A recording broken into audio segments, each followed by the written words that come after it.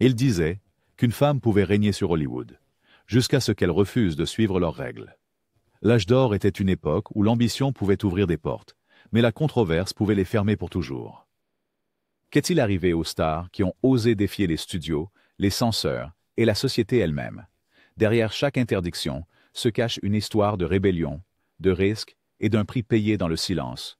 Et parfois, le vrai drame n'est pas ce qui a fait les gros titres, c'est ce qui n'a jamais été destiné à être raconté. Hedy Lamarr. Pendant des années, Hedy Lamarr a été connue comme la plus belle femme du monde, un titre qu'Hollywood utilisait pour vendre son image tout en cachant la vérité sur son esprit rebelle. Une émigrée autrichienne qui a ébloui le public dans Alger et Samson et Delilah, Lamarr possédait une intelligence qui déconcertait les hommes puissants de l'industrie. Loin de la beauté silencieuse que les studios voulaient qu'elle soit, Lamarr était une véritable inventrice. Aux côtés du compositeur George Antheil, elle a aidé à créer la technologie de saut de fréquence, un précurseur du Wi-Fi. Mais Hollywood considérait ses réalisations scientifiques comme une nuisance, pas comme un atout, les écartant discrètement. Sa vie privée n'a fait qu'ajouter à sa réputation de femme refusant d'être contrôlée. Des murmures sur des missions secrètes en temps de guerre, des liens avec les services de renseignement européens et des liaisons scandaleuses avec des hommes éminents remplissaient les colonnes de potins. Mais c'est la défiance de Lamarr envers le système des studios qui a scellé son destin. Elle critiquait ouvertement l'hypocrisie de MGM, rompait des contrats lorsqu'elle se sentait exploitée, et parlait franchement des sujets sur lesquels d'autres actrices restaient silencieuses. Les chefs de studio, méfiants de son imprévisibilité et refusant de suivre leurs règles, ont décidé qu'elle était trop compliquée. Il n'y avait pas de liste noire officielle, juste un accord tacite. Soudainement, le téléphone a cessé de sonner pour des rôles majeurs. Son visage a disparu des affiches de films, et les films qui lui étaient proposés sont devenus de plus en plus rares. Lamarr est devenue un avertissement pour les autres femmes. L'intelligence et la beauté pouvaient vous apporter la célébrité, mais l'indépendance pouvait vous bannir du cercle fermé d'Hollywood. Son histoire rappelle qu'à Tinseltown, être extraordinaire était parfois la plus grande menace. L'héritage de Lamarr aujourd'hui n'est pas seulement sa beauté, mais son courage à défier le système et le prix qu'elle a payé pour cela. Ingrid Bergman. Lorsque Ingrid Bergman est arrivée à Hollywood, elle incarnait l'image même de l'innocence. Son visage lumineux et son style naturel la différenciaient dans une industrie fondée sur les illusions. Les spectateurs sont tombés amoureux d'elle, dans Casablanca et Hantise, et Hollywood l'a promue avec empressement comme l'incarnation de la pureté et de la vertu. Mais lorsque la vraie vie de Bergman a commencé à entrer en conflit avec son image fabriquée, les réactions ont été immédiates et virulentes. Sa liaison passionnée avec le réalisateur italien Roberto Rossellini, alors qu'elle était encore mariée et mère d'une jeune fille, a déclenché une tempête nationale. Ce qui a suivi fut plus qu'un simple scandale hollywoodien. Cela est devenu une mise en accusation publique. La grossesse de Bergman par Rossellini a été condamnée depuis les chaires et les podiums. Les églises américaines ont appelé au boycott et un sénateur américain l'a dénoncé comme une influence puissante pour le mal sur le parquet du Sénat. Les studios désireux d'éviter la controverse l'ont rapidement supprimé de leur liste. Dans un pays qu'il avait autrefois idolâtré, Bergman était désormais vilipendé comme une menace pour la morale américaine. Ses films ont disparu des salles de cinéma et elle s'est retrouvée sur la liste noire du cercle intérieur d'Hollywood pendant près d'une décennie. Forcé de travailler en Europe, Bergman continua de briller artistiquement, collaborant avec Rossellini sur une série de films acclamés mais polarisants. Pourtant, dans la presse américaine, elle devint un symbole de la décadence étrangère et de la trahison. Ce n'est qu'après son retour gagnant aux Oscars dans Anastasia qu'elle fut prudemment réintégrée, mais les cicatrices restèrent. Pour Bergman, l'expérience fut une leçon sévère. Peu importe votre talent, Hollywood pouvait se retourner contre vous en un instant si vous défiez ses codes stricts. Son bannissement reste un rappel brutal de la rapidité avec laquelle la fabrique de rêves pouvait transformer un saint en bouc émissaire. Jean Seberg. L'histoire de Jean Seberg est un rappel saisissant de la rapidité avec laquelle Hollywood pouvait effacer ses étoiles les plus brillantes si elles s'écartaient des lignes. Tiré de l'obscurité adolescente par Otto Preminger pour jouer Sainte-Jeanne, Seberg a été projeté sous les feux de la rampe presque sans avertissement. Sa beauté et son talent auraient dû lui garantir une longue carrière hollywoodienne. carrière. Mais c'est sa politique, pas ses performances, qui a scellé son sort. Le soutien passionné de Seberg aux droits civiques, en particulier son alliance ouverte avec le Black Panther Party, l'a placé directement dans le collimateur d'une Amérique paranoïaque. Ce n'étaient pas seulement les dirigeants de studios qui se sont retournés contre elle. Le poids entier du gouvernement américain a été exercé. Le FBI, sous son programme infâme COINTELPRO, a lancé une campagne de diffamation implacable contre elle. Ils ont planté des histoires fabriquées dans les tabloïds insinuant des liaisons, et allant jusqu'à prétendre faussement que Seberg était enceinte d'un membre des Black Panthers. Ces mensonges ont dévasté sa vie personnelle et détruit sa réputation. Hollywood, toujours nerveux face aux controverses, s'est rapidement éloigné. Les studios qui la courtisaient autrefois ont soudainement ignoré ses appels et les grands rôles ont disparu. Seberg a été discrètement mise sur liste noire, pas avec une annonce publique, mais avec un mur de silence et des opportunités disparues. Trouvant peu de soutien dans son pays d'origine, Seberg a trouvé refuge et respect en France, où elle est devenue une icône cinématographique avec À bout de souffle et d'autres classiques de la nouvelle vague. Pourtant, de retour en Amérique, elle restait un avertissement. Les femmes qui défiaient le statu quo, surtout dans le climat volatile des années 1960, risquaient non seulement leur carrière, mais aussi leur propre identité. Au moment de sa mort tragique et mystérieuse, le nom de John Seberg était synonyme du coup brutal de la rébellion. Son héritage perdure à la fois comme une tragédie et un cri de ralliement pour la liberté artistique et le courage politique face à des obstacles insurmontables. Anna May Wong. Anna May Wong aurait dû être une reine d'Hollywood. Au lieu de cela, sa carrière est l'une des tragédies les plus frappantes du racisme institutionnel dans le cinéma classique. Née de parents immigrants chinois, Wong possédait un charisme rare et un talent indéniable, illuminant l'écran dans des classiques comme Shanghai Express. Pourtant, dès le début, elle était enfermée par les préjugés de l'industrie. Des lois dépassées lui interdisaient les scènes romantiques avec des costards blancs. Et même quand Hollywood recherchait des visages exotiques, il ne lui permettait pas de jouer les premiers rôles dans des histoires sur sa propre culture. Le coup décisif est venu lorsque Wong s'est vu refuser le rôle principal dans The Good Earth, un film centré sur des personnages chinois, parce que le rôle a été attribué à une actrice blanche grimée en asiatique. Outré, Wong s'est exprimé publiquement, attirant l'attention sur l'hypocrisie d'Hollywood et défiant à la fois les studios et les censeurs qui imposaient ces règles humiliantes. Mais son courage a eu un prix élevé. Les studios l'ont discrètement mise sur liste noire et les rôles importants qu'elle méritait ont été attribués à d'autres. Les offres ont diminué et son nom a disparu des enseignes lumineuses. Bien que Wong ait réussi à trouver un certain succès en Europe, l'interdiction non officielle d'Hollywood l'a laissée écartée et le cœur brisé. Elle est devenue un symbole des portes fermées aux femmes talentueuses de couleur. Son histoire est un avertissement qui a résonné à travers les générations. L'héritage d'Anna May Wong est désormais reconnu à la fois comme un avertissement et une source d'inspiration. Un cri de ralliement pour chaque artiste qui refuse d'être effacé.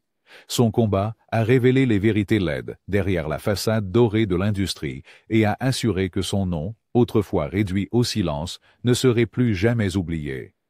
Dorothy Dandridge. Dorothy Dandridge a brisé les plafonds de verre d'Hollywood avec une grâce qui exigeait attention et punition.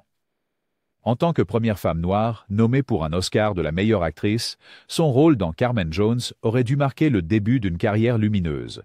Mais Dandridge a refusé de se conformer aux règles tacites de l'industrie, en refusant des rôles dégradants et stéréotypés, et en défiant ouvertement le racisme auquel elle faisait face sur le plateau et en public. Elle insistait sur la dignité et l'égalité, quittant les projets qui ne la respectaient pas et affrontant la ségrégation où qu'elle la trouvât. Sa vie personnelle devint tout aussi controversée que ses choix de carrière. Les relations de Dandridge avec des hommes blancs, y compris le réalisateur Otto Preminger, ont été sensationnalisées dans la presse et ont suscité l'indignation dans une Amérique encore enchaînée par la ségrégation. Pour les dirigeants de studios, désireux de satisfaire les audiences conservatrices et les propriétaires de théâtres du Sud, l'indépendance de Dandridge est devenue un handicap. Sans un mot, Hollywood a commencé à la mettre sur liste noire. Les rôles promis ont disparu, et son téléphone a cessé de sonner pour des projets majeurs. Elle a été poussée dans des rôles plus petits, souvent exploitants. qui faisait à peine allusion à son véritable talent. Les ennuis financiers ont rapidement suivi, aggravés par la trahison de managers véreux et des dettes croissantes. La femme qui avait autrefois symbolisé l'espoir pour les artistes noirs s'est retrouvée isolée et effacée des feux de la rampe qu'elle avait tant combattu pour atteindre. À la fin de sa vie, Dandridge était une figure hantée. Ses réalisations étaient éclipsées par la lutte et le chagrin. Pourtant, aujourd'hui, son histoire se dresse comme une puissante condamnation d'une industrie capable de propulser une star, pour ensuite la rejeter parce qu'elle ose revendiquer sa place. L'héritage de Dorothy Dandridge est fait de courage et de perte, un rappel des normes impitoyables d'Hollywood. Barbara Payton. La montée et la chute de Barbara Payton sont dignes des cauchemars hollywoodiens. Des gros titres de tabloïds entourant une tragédie humaine. Au début des années 1950, Payton semblait destinée à la célébrité. Une blonde incendiaire, avec un charisme brut, elle décrocha un contrat convoité avec Universal et attira l'attention avec des films comme Kiss Tomorrow Goodbye. Mais dans les coulisses, sa vie personnelle est tombée dans le chaos. Les romances tumultueuses de Payton, notamment le fameux triangle avec les acteurs Tom Neal et Frank Tone, ont éclaté en violence lorsque Neal a brutalement agressé Tone, le laissant hospitalisé et la presse avide de scandales. Plutôt que de la soutenir dans la tempête médiatique, les gardiens d'Hollywood ont fermé la porte. Les dirigeants de studio l'ont qualifié de « moralement inapte », et les colonnes de potins se sont régalées de dépeindre Payton comme imprudente et autodestructrice. Chaque faux pas faisait la une des journaux, renforçant un récit de déclin. Au lieu de la sympathie, l'industrie a imposé une interdiction tacite. Les offres pour des rôles majeurs ont disparu du jour au lendemain, et Payton s'est retrouvée mise de côté par le système même qu'il avait façonné. Les seuls scénarios qu'elle pouvait décrocher étaient pour des films d'exploitation de bas étage, bien loin des feux de la rampe de ses débuts prometteurs. Alors que la carrière de Payton se désintégrait, ses luttes contre la dépendance et la pauvreté devenaient cruellement publiques. Autrefois symbole du glamour hollywoodien, elle était réduite à des ragots de tabloïds. Sa vie se désagrégeait en temps réel, tandis que les studios, qui l'avaient autrefois courtisée, restaient étrangement silencieux. À la trentaine, Payton était seule, démunie et rejetée par l'industrie qu'elle avait autrefois conquise. Son histoire est devenue un avertissement murmuré.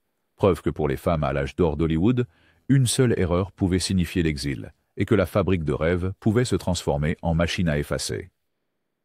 Frances Farmer. L'histoire de Frances Farmer est l'un des plus grands chagrins d'Hollywood classique, un récit où l'éclat a rencontré la brutalité. Ses premières performances, rayonnant d'une honnêteté et d'une intensité sans filtre, lui ont valu des éloges critiques et l'ont placée parmi les étoiles les plus prometteuses de sa génération. Pourtant, l'esprit indépendant de Farmer l'a rapidement mise en conflit avec le système des studios. Elle a refusé de jouer le rôle de la starlette obéissante, critiquant l'hypocrisie de l'industrie et défiant les dirigeants des studios chaque fois qu'elle le jugeait nécessaire.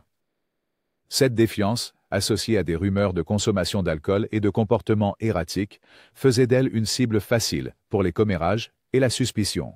À mesure que son non-conformisme devenait plus public, Hollywood réagissait avec une efficacité discrète mais dévastatrice. Les rôles disparaissaient et le nom de Farmer était silencieusement retiré des listes de casting, la blacklistant sans un mot. Ses luttes personnelles étaient sans relâche sensationnalisées dans la presse, et ses batailles pour la santé mentale sont devenues un spectacle national. Suite à une série d'explosions publiques et d'arrestations, Farmer a été institutionnalisée où elle prétend avoir subi de graves mauvais traitements. Même après sa libération, les portes de l'industrie sont restées fermées. Les tentatives de Farmer de revenir à la comédie ont été accueillies avec une froide indifférence, la liste noire la suivant partout où elle allait. Son talent et son courage étaient éclipsés par le récit de sa chute, un avertissement pour toute femme qui osait se rebeller. L'héritage de Frances Farmer est un rappel frappant que dans le Hollywood de l'âge d'or, l'indépendance était dangereuse, surtout pour les femmes. Son bannissement a prouvé que, peu importe la brillance du talent, le prix de la défiance était souvent l'exil, et Hollywood n'hésitait jamais à faire un exemple d'une femme qui refusait de se conformer. Marsha Hunt. Le nom de Marsha Hunt est rarement mis en lumière dans les rétrospectives hollywoodiennes, mais sa vie incarne la manière dont la paranoïa politique pouvait dérailler même les carrières les plus brillantes. Dans les années 40, Hunt était l'une des actrices jeunes les plus prometteuses de l'industrie. qui, jouant dans des films comme Orgueil et Préjugés et Raw Deal. Hors écran, elle était admirée pour son intégrité et son plaidoyer pour les droits civiques et les causes humanitaires. Mais alors que le macartisme s'emparait de l'Amérique, ces mêmes qualités firent d'elle une cible. Le crime de Hunt était de défendre les libertés civiles et de refuser de prendre ses distances avec des amis et collègues qui étaient accusés, souvent sans fondement, de sympathie communiste. Lorsque son nom est apparu dans Red Channels, le tristement célèbre pamphlet qui a mis sur liste noire les supposés subversifs, l'effet a été immédiat et dévastateur. Les studios, terrifiés par les représailles gouvernementales et la menace de titres négatifs, ont cessé de lui proposer des rôles. Pratiquement du jour au lendemain, la carrière qu'elle avait soigneusement construite a disparu. Malgré ses efforts inlassables pour réhabiliter son nom et des décennies de travail caritatif, Hunt s'est retrouvée exclue par l'industrie qu'elle avait autrefois contribué à définir. Elle s'est tournée vers le théâtre et l'activisme, mais les portes d'Hollywood sont restées fermées pendant des années. Ce n'est que bien plus tard que son courage et son talent ont été officiellement reconnus. Mais à ce moment-là, ses meilleures années étaient passées et le mal ne pouvait être réparé. L'histoire de Marsha Hunt est un témoignage édifiant du pouvoir de l'hystérie politique à effacer même les artistes les plus intègres. Son interdiction non officielle rappelle à quelle vitesse Hollywood pouvait punir les femmes pour des convictions qui, à une autre époque, auraient pu faire d'elles des héroïnes. Lena Horne. La carrière de Lena Horne est à la fois un triomphe et une tragédie, un témoignage du talent étouffé par le racisme à Hollywood. En tant que l'une des premières actrices noires à signer un contrat avec un grand studio, Horne a apporté à l'écran une combinaison rare de beauté, de charisme et de puissance vocale. Mais elle était plus qu'une simple artiste. Horne était une femme engagée, exigeant le respect et refusant les rôles dégradants typiquement attribués aux femmes noires. Elle revendiquait la dignité, remettant en question les stéréotypes dans chaque scénario proposé. Ce refus de rester à sa place a mis Horne en porte-à-faux avec le système des studios. Au lieu de la récompenser, les exécutifs l'ont discrètement mise de côté. Les rôles importants ont disparu, remplacés par de brèves performances musicales dans les films. Des séquences conçues pour être facilement coupées lorsque les films étaient projetés dans le Sud ségrégué. Pendant ce temps, le militantisme de Horne pour les droits civiques attirait encore plus l'attention. Elle dénonçait publiquement la ségrégation, défilait aux côtés des leaders du mouvement et s'exprimait contre l'injustice dès qu'elle le pouvait. Cela faisait d'elle une cible à la fois pour les propriétaires de théâtre du Sud qui menaçaient de boycotter, et pour les studios eux-mêmes, qui la considéraient comme difficile. Derrière le glamour, les contrats expiraient sans avertissement et les projets qu'on lui avait promis disparaissaient. La lutte de Horne pour l'égalité lui a coûté cher à Hollywood. Au moment où l'industrie a commencé à reconnaître son courage, les meilleures années de sa carrière étaient déjà passées. Lena Horne est maintenant justement célébrée comme une pionnière. Mais son histoire rappelle durement comment Hollywood a puni ceux qui ont défié ses barrières. Au sommet de sa carrière, Horne a payé un lourd tribut pour avoir exigé le changement. Son héritage s'est construit autant sur la résistance que sur un talent indéniable, Hazel Scott.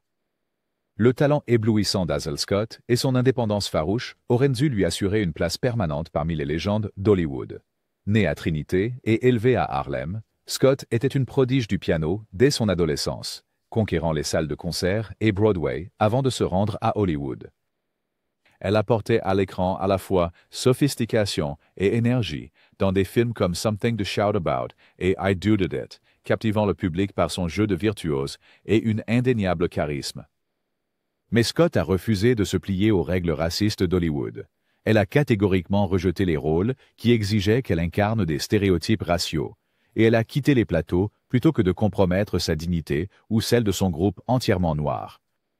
L'insistance de Scott sur l'égalité a rapidement attiré l'ire de l'industrie, et au plus fort de la peur rouge, elle a retenu l'attention du comité des activités anti-américaines de la Chambre. En 1950, elle a été convoquée pour témoigner. Le témoignage de Scott était audacieux et fondé sur des principes. Elle a condamné la liste noire comme un outil d'injustice. Hollywood, toutefois, était impitoyable. Les studios, terrifiés par une mauvaise publicité, l'ont retirée de leur liste. Son émission télévisée révolutionnaire, la première jamais animée par une femme noire, a été brusquement annulée. Sa carrière américaine détruite, Scott s'est installée en Europe, où elle a continué à se produire, mais n'a jamais retrouvé la célébrité qu'elle avait atteinte aux États-Unis. Son histoire est à la fois une inspiration et un avertissement. Hazel Scott a refusé de rester silencieuse ou docile, même lorsque cela lui a tout coûté.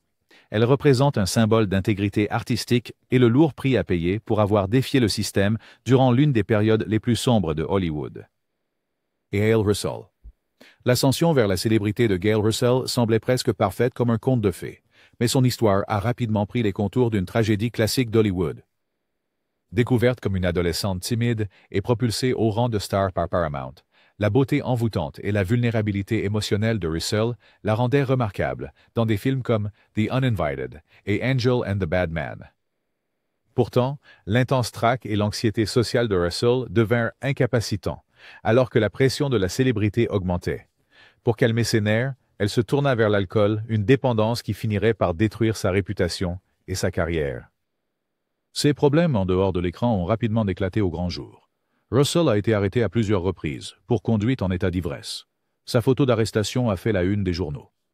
Les studios qui l'avaient autrefois préparée à la grandeur la voyaient maintenant comme un handicap. Avec chaque nouveau scandale, les appels téléphoniques cessèrent, les scripts se tarirent, et Paramount annula discrètement son contrat. Les tentatives de Russell de revenir sur le devant de la scène furent sabotées par la couverture médiatique incessante de son alcoolisme et de ses apparitions au tribunal.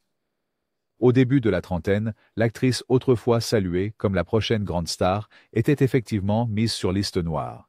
Elle est morte jeune et seule, son nom étant plus rappelé pour les avertissements prudents qui résonnaient à travers les portes des studios que pour l'art qu'elle a apporté à l'écran. L'interdiction de Gail Russell n'était pas un décret formel, c'était le jugement tacite de l'industrie sur une femme qui a craqué sous la pression. Un rappel que la tolérance d'Hollywood pour la vulnérabilité s'achève au moment où cela ne vend plus de billets. Judy Garland. La vie de Judy Garland est un témoignage poignant de la capacité d'Hollywood à la fois à créer et à détruire. Propulsée vers la célébrité dès l'enfance, chaque geste de Garland était contrôlé par des dirigeants de studio obsédés par son image. MGM l'a forcé à suivre des régimes extrêmes, lui a donné des amphétamines pour freiner son appétit et la faire travailler sans relâche, et a critiqué sans cesse son apparence, tout en la présentant comme l'innocente voisine. Ces pressions ont alimenté les luttes permanentes de Garland contre l'addiction, l'anxiété et la dépression, des problèmes qui ont été à la fois exploités par les médias et utilisés contre elle par l'industrie. En vieillissant, les luttes privées de Garland ont commencé à déborder dans sa vie professionnelle. Des répétitions manquées, des accès émotionnels et des conflits avec les réalisateurs sont devenus la matière des tabloïds, érodant sa réputation autrefois impeccable. Les studios qui avaient gagné des millions grâce à son talent l'ont maintenant qualifié de difficile et peu fiable. MGM a finalement résilié son contrat après des problèmes répétés sur le plateau, et d'autres studios ont suivi, annulant des projets et refusant discrètement de lui confier des rôles principaux. Malgré quelques remarquables retours, notamment sa performance nominée aux Oscars dans Une étoile est née, l'ombre de la liste noire persistait. Garland a été contrainte de se tourner vers la scène, où sa puissance émotionnelle brute attirait des foules à guichets fermés. Mais cela n'a guère contribué à panser les plaies laissées par l'effondrement de sa carrière cinématographique. Son interdiction non officielle est restée en place jusqu'à sa mort prématurée, à seulement 47 ans. Aujourd'hui, Judy Garland est rappelée comme une icône, dont les dons extraordinaires ont eu un coût inimaginable. Son histoire, un puissant réquisitoire contre une industrie qui pouvait exalter une star, puis la bannir lorsqu'elle en avait le plus besoin. Lupe Vélez. L'histoire de Lupe Vélez est celle d'un talent explosif et de conséquences tragiques, un récit édifiant, gravé dans l'ombre du vieux Hollywood. Originaire du Mexique, Vélez a fait irruption sur la scène cinématographique américaine avec une force irrésistible, gagnant la renommée sous le nom de Mexican Spitfire pour sa présence audacieuse et fougueuse à l'écran. Les spectateurs adoraient sa vivacité, mais les responsables de studio la trouvaient impossible à contrôler. Vélez a catégoriquement rejeté les rôles limitants et souvent racistes auxquels Hollywood voulait la cantonner, exigeant respect et représentation authentique à une époque où une telle défiance de la part d'une actrice latina était quasiment inédite. Sa détermination à défier les stéréotypes a fait d'elle une cible. Vélez s'exprimait haut et fort sur la discrimination, se heurtant aux producteurs et scénaristes à propos de scénarios qui caricaturaient son patrimoine. Sa vie personnelle, remplie d'histoires d'amour passionné, des ruptures amères et des querelles publiques sont devenues de l'or pour les tabloïds. Au lieu de la protéger, les studios ont utilisé sa réputation d'imprévisibilité, alimentant le récit qu'elle était ingérable et trop indomptable pour leur image de star, soigneusement élaborée. La réaction d'Hollywood fut rapide, mais silencieuse. Velez a vu ses rôles diminuer et ses contrats disparaître. Les grands projets étaient proposés à d'autres, et des murmures sur sa nature difficile la suivaient partout. À ses débuts dans la trentaine, Velez était en grande partie mis à l'écart. Son talent extraordinaire était étouffé par le même système qu'il avait autrefois célébré. Sa mort prématurée et tragique à 36 ans, entourée de rumeurs et de sensationnalisme, a cimenté son statut de légende et d'exemple avertisseur. L'interdiction non officielle de Loeb Velez a servi d'avertissement à toute femme, surtout les femmes de couleur, qui osaient se rebeller. Son héritage est à la fois inspirant et déchirant. Un témoignage des barrières brisées et du prix élevé payé pour défier les règles strictes de Hollywood. Tallulah Bankhead. Tallulah Bankhead était une force de la nature. Sa voix rauque, son esprit acéré et sa présence électrique la rendaient inoubliable tant sur scène qu'à l'écran. Mais Hollywood, avec ses codes rigides et son obsession pour l'image, n'a jamais su quoi faire de quelqu'un d'aussi intransigeant et anticonformiste que Bankhead. Elle bafouait ouvertement chaque règle. Sa bisexualité était un secret de polichinelle. Elle buvait et consommait des drogues sans retenue, et elle prenait plaisir à choquer l'establishment avec son langage et son mode de vie. Bien que le public la trouvait magnétique, les dirigeants de studio et les censeurs s'irritèrent de son refus de jouer le rôle de la dame principale timide. La carrière de Bankhead a commencé avec de grandes promesses. Ses performances pétillaient d'énergie et d'imprévisibilité. Mais ses frasques hors écran ont rapidement éclipsé son talent aux yeux de l'industrie. Elle recevait des amants, hommes et femmes, dans sa loge, jurait sans hésitation et ridiculisait toute tentative de contrôler son comportement.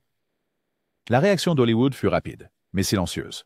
Les rôles au cinéma se sont évaporés, les contrats ont disparu, et Bankhead a été effectivement exilé du monde du cinéma vers le milieu des années 1940. Laissé hors du système des studios, Bankhead s'est réinventé sur scène et à la radio, où son audace était souvent célébrée plutôt que condamnée. Pourtant, l'interdiction non officielle d'Hollywood est restée ferme. Son nom apparaissait rarement sur les listes des affiches et le grand écran lui était presque entièrement fermé. Malgré cela, l'héritage de Bankhead a perduré. Elle est devenue une légende précisément parce qu'elle a refusé d'être autre chose qu'elle-même. À une époque obsédée par la conformité, l'histoire de Tallulah Bankhead reste un rappel audacieux de ce qu'il en coûtait d'être authentiquement et courageusement différente dans le Hollywood classique. Louise Brooks. Louise Brooks est rappelée comme l'un des visages les plus inoubliables du cinéma muet. Son bob élégant, sa beauté énigmatique et sa présence magnétique en font une icône flappée pour l'éternité. Pourtant, derrière son charme se cache l'histoire d'une exilée d'Hollywood, une interdiction qui était autant due à son indépendance qu'à son talent. Brooks a fait sensation avec des rôles dans des classiques comme Loulou et le journal d'une fille perdue, captivant à la fois le public et les critiques. Mais Brooks n'était jamais intéressée à jouer le jeu d'Hollywood. Elle a refusé de signer des contrats à long terme restrictifs, rejeté des scripts qu'elle trouvait ennuyeux ou dégradants, et parlait ouvertement de l'hypocrisie, du sexisme et de l'exploitation qu'elle a vue en coulisses. Les dirigeants de studio, peu habitués à une telle défiance de la part d'une jeune actrice, se sont rapidement retournés contre elle. Brooks a refusé de participer à de fausses romances ou à des coups de publicité, et elle a repoussé les avances d'hommes puissants, des actions qui, à l'âge d'or d'Hollywood, étaient un suicide professionnel. Lorsqu'elle est partie pour l'Europe et a ensuite exigé un salaire équitable pour revenir, la réponse des gardiens d'Hollywood a été froide et définitive. Les portes se sont fermées, les rôles ont disparu, et son nom a été effacé des listes de casting. Pendant des décennies, Brooks a été contrainte à l'obscurité, travaillant à des petits boulots, tandis que ses films devenaient peu à peu légendaires. Ce n'est que des années plus tard que les critiques et historiens l'ont reconnue comme une pionnière, une femme dont le refus d'être contrôlée a ouvert la voie à des générations ultérieures. L'interdiction non officielle de Louise Brooks sert d'avertissement sévère. Dans le Hollywood classique, la véritable indépendance était rarement pardonnée. Son histoire témoigne de la rapidité avec laquelle l'industrie pouvait, qui efface même ses étoiles les plus brillantes lorsqu'elles osaient s'éloigner du système. Mercedes McCambridge. Mercedes McCambridge était une force de la nature, une actrice puissante à la voix grave, qui a remporté un Oscar pour son premier film. Tous les hommes du roi. Sa réputation de meilleure actrice de radio vivante au monde la précédait à Hollywood. Mais dans le climat fébrile des années 1950, sa carrière a heurté de plein fouet la chasse aux sorcières.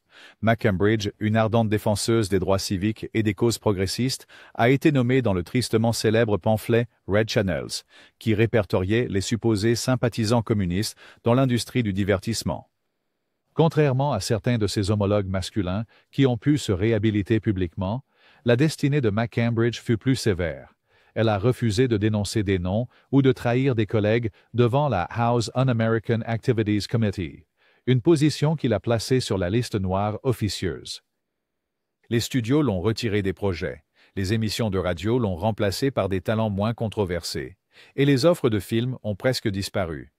Même lorsqu'elle s'est tournée vers le théâtre et a trouvé une certaine rédemption à la télévision et dans le doublage, y compris la voix du démon dans L'Exorceste, Hollywood ne l'a jamais complètement pardonné pour sa défiance. L'interdiction n'était pas une question de talent, c'était une question d'obéissance. L'héritage de McCambridge est une leçon sévère sur le coût élevé de conserver ses principes dans une industrie qui exigeait la conformité. Bien que sa carrière ultérieure ait été marquée par de petites victoires, la liste noire a assuré qu'elle ne retrouverait jamais la pleine stature qu'elle avait autrefois. Elle reste un symbole des nombreuses femmes qui ont tout perdu simplement pour avoir défendu leurs convictions. Patricia Neal. La carrière de Patricia Neal a commencé avec la promesse qui fait la légende d'Hollywood. Ses premières performances ont été saluées par les critiques, et elle a rapidement obtenu des rôles majeurs qui ont mis en valeur son talent formidable et son magnétisme à l'écran. Mais la vie personnelle de Neal s'est vite heurtée à la rigidité morale de l'époque. Sa liaison avec Gary Cooper, une mégastar mariée, a suscité l'indignation publique et un examen minutieux, incessant des tabloïds. Les dirigeants de studios, toujours méfiants, face à la controverse qui pourrait nuire aux recettes au box-office, ont commencé à se retirer discrètement. La presse a qualifié Neal de briseuse de ménage, et la campagne de diffamation a réussi.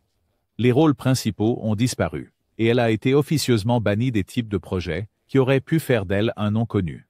La liste noire était plus que professionnelle, elle était profondément personnelle. Neal a enduré des tragédies dévastatrices, y compris la perte d'un enfant et plusieurs AVC qui l'ont laissé se battre pour sa vie et sa voix. Pendant des années, elle était quasiment invisible dans une industrie qui avait autrefois semblé prête à l'accueillir. Pourtant, l'histoire de Neal est aussi celle d'une résilience. Son retour phénoménal, culminant avec un Oscar pour sa performance dans Hude, a prouvé que son talent était impossible à effacer, même si Hollywood a essayé.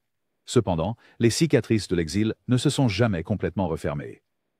Le parcours de Neal est un exemple puissant de la rapidité avec laquelle l'industrie peut se retourner contre ses plus grandes stars lorsque la vie privée entre en conflit avec l'image publique. Son retour éventuel fut triomphant, mais les années passées dans l'obscurité forcée rappellent qu'à Hollywood, la rédemption est rare et vient toujours avec un prix. Gene Tierney. La présence éclatante de Gene Tierney dans des films comme Laura et Leave Her to Heaven l'a rendu célèbre. Mais sa vie hors écran fut marquée par la douleur que Hollywood a refusé de pardonner. Derrière le glamour, Tierney a enduré des tragédies personnelles, y compris la naissance d'une fille avec de graves handicaps, conséquence d'une fan qui a enfreint la quarantaine et infecté Tierney avec la rubéole pendant sa grossesse. Le chagrin, aggravé par une série de relations tumultueuses, y compris une liaison très médiatisée avec John F. Kennedy, plaça Tierney sous un projecteur impitoyable. Mais ce qui condamna véritablement sa carrière aux yeux d'Hollywood fut sa santé mentale. Alors que des rumeurs circulaient sur des hospitalisations psychiatriques et des tentatives de suicide, les dirigeants de studios, obsédés par le maintien de la façade de perfection, commencèrent à voir Tierney comme une responsabilité. Les contrats expirèrent, les rôles disparurent, et son nom s'effaça des listes de casting sans aucune annonce publique. La disparition de Tierney de l'écran fut totale, causée par une industrie terrifiée par le moindre soupçon de faiblesse chez ses stars. Lorsque Tierney tenta un retour, elle trouva le stigmate impossible à effacer. Des portes autrefois grandes ouvertes restaient désormais fermement fermées. Sa volonté de parler ouvertement de ses luttes plus tard dans sa vie était en avance sur son temps. Mais à son apogée, l'honnêteté était punie par l'exil. L'interdiction non officielle de Gene Tierney révèle comment l'âge d'or d'Hollywood exigeait que ses stars soient parfaites, et comment il écartait rapidement quiconque osait montrer sa vulnérabilité. Son histoire est un rappel sérieux du coût de l'authenticité dans une industrie construite sur l'illusion de la perfection. Lizabeth Scott. Lizabeth Scott, avec sa voix rauque et son flegme glacial, semblait faite pour les ombres du film noir. Elle était magnétique dans des classiques comme En marge de l'enquête et La Tigresse, se bâtissant une réputation comme l'une des véritables femmes fatales d'Hollywood. Mais les véritables ombres dans la vie de Scott ne venaient pas de ses rôles à l'écran, mais de la soif de scandale de l'industrie. Dans les années 1950, son nom est apparu dans le magazine Confidential, le tabloïd tristement célèbre pour détruire des carrières, avec des histoires salaces sur ses prétendues relations avec des femmes. À une époque où même un murmure d'homosexualité suffisait à ruiner une carrière, les dégâts furent rapides et impitoyables. Les studios, désespérés d'éviter la controverse et terrifiés par le retour de bâton du public, ont réagi en excluant Scott discrètement. Les scripts promis étaient soudainement indisponibles, et son nom a disparu des appels de casting et des grandes fêtes de l'industrie. Il n'y avait aucune déclaration officielle, aucune annonce dramatique, juste une lente et systématique effacement. Bien que Scott ait riposté par des poursuites judiciaires et n'ait jamais publiquement confirmé ou nié les rumeurs, la tâche était impossible à enlever. Son talent et son aura de star ne pouvaient surmonter les préjugés profondément ancrés à Hollywood. Elle fut réduite à des rôles secondaires et des films de série B. Ses jours en tant que vedette furent écourtés non pas par l'échec, mais par les insinuations et la peur. Le bannissement silencieux de Lizabeth Scott est un exemple classique de la façon dont les commérages et l'intolérance pouvaient exiler même une star confirmée. Son histoire reste un avertissement sévère sur la rapidité avec laquelle on pouvait passer de la tête d'affiche à la marge à l'âge d'or d'Hollywood, surtout pour les femmes qui ne correspondèrent pas au moule étroit de l'époque. Jane Greer. L'héritage de Jane Greer à Hollywood est indélébilement lié à son rôle inoubliable dans Pain des mois haut et court, où son allure froide a contribué à définir l'archétype de la femme fatale. Pourtant, ce que beaucoup de fans ne réalisent pas, c'est à quel point sa prometteuse carrière cinématographique a été brutalement interrompue, non par un scandale personnel, mais par les machinations vengeresses de Howard Hughes, l'un des magnates de l'industrie les plus influents et imprévisibles. Greer, connu pour son indépendance et son refus d'être contrôlé, a rejeté les avances romantiques de Hughes et a résisté à son contrôle obsessionnel de sa carrière. Dans une ville où des hommes puissants tiraient toutes les ficelles, sa défiance avait un prix élevé. Hughes possédait son contrat et exerçait son influence avec une précision impitoyable. Il sabotait ses opportunités professionnelles, annulant des projets auxquels elle était attachée, répandant des rumeurs nuisibles et avertissant discrètement d'autres studios et producteurs de ne pas l'engager. La liste noire n'était pas officielle, mais elle était absolue. Tout le monde à Hollywood comprenait que travailler avec Jane Greer signifiait risquer la colère de Hughes. En conséquence, les rôles principaux ont disparu, et le nom de Greer est devenu nettement absent des grandes productions des studios. Malgré son immense talent, Greer a été forcé de se réinventer, trouvant finalement une seconde carrière à la télévision et dans les films à petit budget.